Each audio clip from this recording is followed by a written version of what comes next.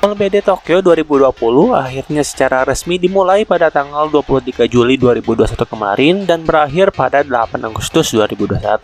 Mundur 1 tahun dari jadwal semula yaitu 24 Juli sampai 9 Agustus 2020. Olimpiade Tokyo 2020 mempertandingkan 46 cabang olahraga yang diikuti oleh lebih dari 11.000 atlet terbaik dari total 205 negara ditambah satu kontingen spesial yaitu tim Olimpiade Pengungsi. Seperti namanya, tim ini terdiri dari atlet-atlet terbaik yang statusnya adalah pengungsi dari sejumlah negara, dan tim ini berpartisipasi pertama kali pada Olimpiade 2016.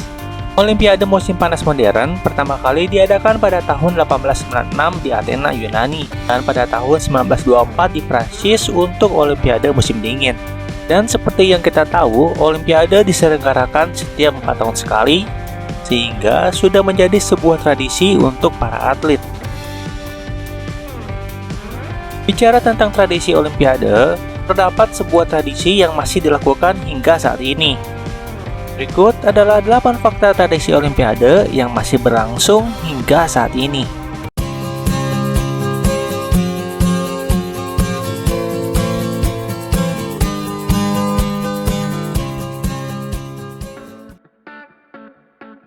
Bahasa Prancis menjadi bahasa resmi dikarenakan untuk menghormati jasa pendiri Olimpiade modern, Baron Pierre de Coubertin, yang berasal dari Prancis. Bahasa Inggris adalah bahasa internasional sehingga tidak mengherankan jika turut digunakan.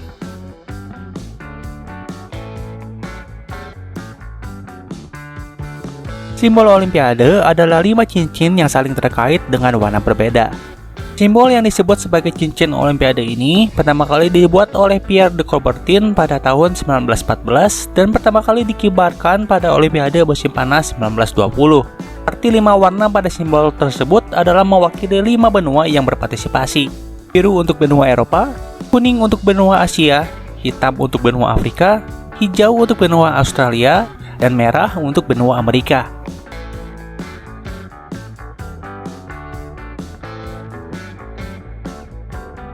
Moto Olimpiade adalah Citius, Altius, Fortius. 3 kata ini berasal dari bahasa Latin yang berarti lebih cepat, lebih tinggi, lebih kuat. Moto ini diajukan oleh Pierre de Coubertin pada saat pembentukan Komite Olimpiade Internasional pada tahun 1894. Coubertin mengambil 3 kata tersebut dari temannya Henri Didon, seorang pastor Dominikan yang merupakan penggemar atletik. Namun, setelah 125 tahun, ada yang berbeda dengan Olimpik Tokyo 2020 ini. Pada tanggal 20 Juli 2021 kemarin, sidang Komite Olimpiade Internasional atau IOC menyetujui perubahan moto Olimpiade yang mengakui kekuatan pemersatu dari olahraga dan pentingnya solidaritas. Moto Olimpiade baru sekarang berbunyi lebih cepat, lebih tinggi, lebih kuat, bersama. Dalam sambutannya, Presiden IOC Thomas Bach menjelaskan hubungan antara perubahan ini dengan moto yang asli. Solidaritas mendorong misi kami untuk membuat dunia menjadi tempat yang lebih baik melalui olahraga. Kami hanya bisa melaju lebih cepat. Kami hanya bisa membidik lebih tinggi. Kami hanya bisa menjadi lebih kuat dengan berdiri bersama dalam solidaritas.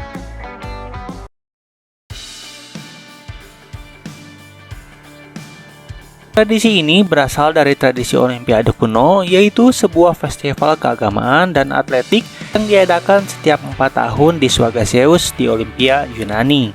Saat itu, upacara penyalaan obor dilakukan dengan cahaya matahari dengan bantuan cermin parabolik. Menurut legenda, api ini memperingati pencurian api Zeus yang dilakukan oleh Prometheus. Api dinyalakan secara abadi di altar Hestia di Olimpia, Yunani. Selama Olimpiade, untuk menghormati Zeus, api-api tambahan dinyalakan di kuilnya dan kuil istrinya Hera. Api Olimpiade modern dinyalakan di tempat di mana kuil Hera dulu berdiri. Ide dari api pada Olimpiade modern pertama kali digagas pada Olimpiade 1928 oleh arsitek Belanda Jan Wils. Namun, estafet obor modern baru diperkenalkan oleh Karl Diem pada Olimpiade Berlin 1936 yang saat itu masih identik dengan Nazisme.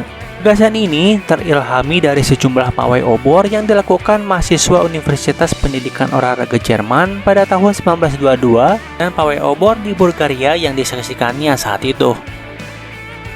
Walau terkesan meneruskan tradisi Olimpiade pada era Hitler saat itu, nyatanya tradisi ini masih dilakukan hingga sekarang.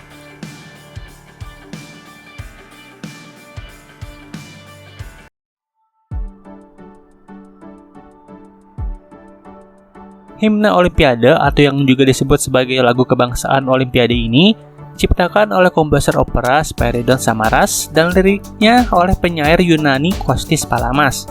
Dinyanyikan pertama kalinya pada upacara pembukaan edisi pertama di Olimpiade Athena 1896, namun baru secara resmi diakui oleh Komite Olimpiade Internasional pada tahun 1958 pada sidang ke-55 IOC di Tokyo. Sejak 1960, himne Olimpiade telah digunakan di upacara pembukaan Olimpiade.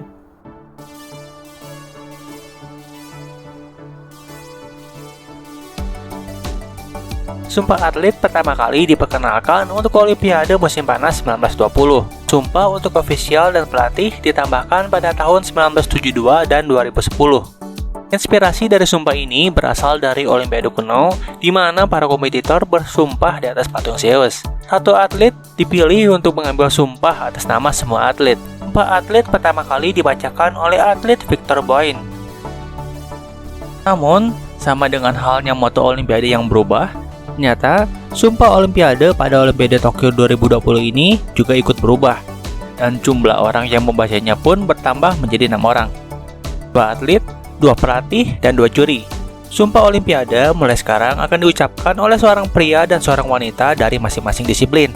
Perubahan-perubahan ini dilakukan untuk mengirim pesan yang kuat tentang Olimpiade yang inklusif dan kesetaraan gender, di mana laki-laki dan perempuan memiliki kedudukan yang sama.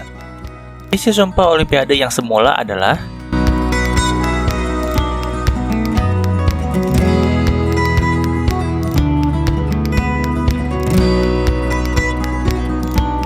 dan kemudian berubah menjadi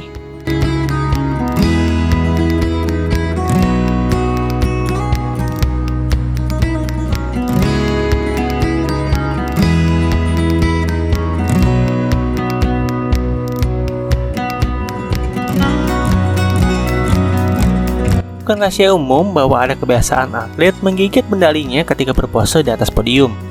Ternyata kebiasaan ini dilakukan sejak lama, atau tepatnya pada saat medali emas mulai digunakan. Sebelum Olimpiade musim panas 1904, medali perak diberikan kepada juara pertama dan medali perunggu untuk juara kedua. Barulah pada Olimpiade musim panas ketiga yang diadakan di Missouri, Amerika Serikat, medali emas dipergunakan sebagai simbol untuk juara pertama. Di zaman dulu, para pedagang akan menggigit emas untuk mengetahui apakah emas itu asli atau sudah dicampur dengan bahan lain. Jika asli, akan ada bekas gigitan karena emas teksturnya lebih lembut dan lebih mudah dibentuk dibanding logam yang lainnya. Sejak saat diberlakukannya medali emas ini, tradisi menggigit medali emas dimulai. Namun sekarang ini, tujuan menggigit medali emas tentu bukanlah seperti zaman dulu, mengingat sejak Olimpiade 1912, materi pembuatannya berubah, di mana menurut standar resmi Komite Olimpiade Internasional, medali emas dibuat dari setidaknya 6 gram emas dan 92,5% perak. Untuk medali perak, dibuat dari 100% perak, sedangkan perunggu dibuat dari kuningan merah yang terdiri dari 95% tembaga dan 5% seng. Menggigit medali emas sekarang ini lebih menjadi simbol ikonik bagi para fotografer dan atlet ketika berpose. Namun, ada hal yang berbeda dalam Olimpiade Tokyo 2020 ini, di mana panitia memberitahu bahwa medali yang dipakai berasal dari daur ulang alat elektronik warga Jepang, sehingga sebaiknya jangan digigit.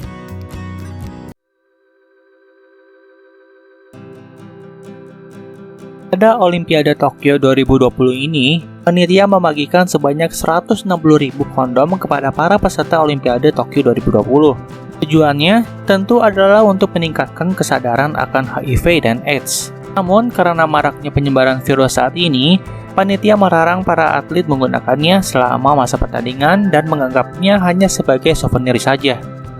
Tidak hanya menggigit medali, ternyata pembagian kondom ini memang sudah menjadi tradisi dalam Olimpiade. Tradisi ini dilaporkan dimulai pertama kali pada Olimpiade Musim Panas 1988 atau pada Olimpiade Musim Panas yang ke-24 yang bertempat di Seoul, Korea Selatan. Saat itu, jumlah yang dibagikan sebanyak 8.500 pieces. Hal ini dilakukan karena maraknya kasus HIV/AIDS pada tahun itu. Saat itu, diperkirakan 90.000 hingga 150.000 orang terinfeksi HIV yang menyebabkan AIDS. Hari AIDS sedunia pun pertama kali diperingati pada tahun yang sama, atau pada tanggal 1 Desember 1988. Beberapa ratus kondom yang ditemukan di atap kediaman Wisma Olimpiade saat itu pun membuat Asosiasi Olimpiade melarang hubungan intim di luar ruangan. Sempat hanya menjadi sebuah kabar burung, perlahan-lahan skandal ini semakin terbongkar setelah ditemukan beberapa bukti yang signifikan. Sejak saat itu, jumlah kondom yang dibagikan pun meningkat secara drastis. Banyaknya atlet yang berhubungan badan selama Olimpiade baru menjadi sebuah rahasia umum pada Olimpiade Musim Panas 2000 atau yang ke-27 yang bertempat di Sydney, Australia. Saat itu, panitia membagikan 70.000 kondom yang kemudian ditambah ekstra 20.000 kondom. Rekor pembagian kondom gratis ini dipegang oleh Brasil pada Olimpiade Musim Panas 2016 dengan membagikan sebanyak 450.000 kondom gratis. Salah satu penyebabnya adalah dibagikannya 100.000 kondom kepada atlet wanita untuk pertama kalinya. Bahkan dilaporkan pada Olimpiade Musim Dingin 2014 di Sochi, Rusia, penggunaan aplikasi Tinder melonjak hingga 348%. Beberapa atlet bertemu dengan atlet lainnya melalui aplikasi Tinder dan atau yang sejenis untuk bertemu satu sama lain karena lebih mudah. Menurut laporan ESPN, atlet renang Ryan Lochte memperkirakan terdapat 70 hingga 75% atlet yang melakukan hubungan badan di Wisma Atlet selama Olimpiade 2016. Hal serupa pun pernah diungkapkan oleh Ingrid Oliveira, Pedro Goncalves, Susan Tike, dan sejumlah atlet lainnya. Mantan kiper tim nasional Amerika Serikat, Hope Solo, mengiyakan skandal ini. Meski mengaku tidak terlibat, namun Solo mengetahui fakta tersebut. Sebenarnya, beberapa atlet dilarang melakukan hubungan badan oleh pelatih karena alasan disiplin. Namun, saat berada di Wisma Atlet, larangan tersebut semakin sulit untuk dituruti. Namun, kenapa aktivitas badan ini malah marak terjadi saat acara sebesar Olimpiade sedang berlangsung? Kenapa ajang Olimpiade kerap digunakan sebagai momen mencari pasangan yang seperti ini? Menurut Travis Fisik Kesehatan Panggul dan Pendidik Seks Dr. Uchenna Osai, kondisi tubuh para atlet selama Olimpiade sedang berada dalam kondisi terbaiknya. Ditambah dengan endorfin dan adrenalin yang tinggi, secara naluri, hal ini kemudian membuat para atlet siap untuk berhubungan. Dikutip dari hellosehat.com, olahraga dapat meningkatkan gairah seksual seseorang. Hal ini karena olahraga dapat meningkatkan aliran darah ke setiap bagian tubuh termasuk organ intim. Berhubungan badan juga bisa membuat tubuh menjadi lebih rileks. Beberapa penelitian pun beranggapan berhubungan badan dapat meningkatkan kinerja olahraga, seperti membantu atasi nyeri, meningkatkan fokus, dan meningkatkan hormon testosteron. Itulah 8 fakta mengenai tradisi yang dilakukan selama Olimpiade berlangsung hingga saat ini. Jadi, tradisi Olimpiade manakah yang sudah kamu tahu sebelumnya? Terima kasih sudah menonton video ini dan semoga video ini bermanfaat. Sampai jumpa di video selanjutnya. Saatnya tahu, saatnya kamu tahu.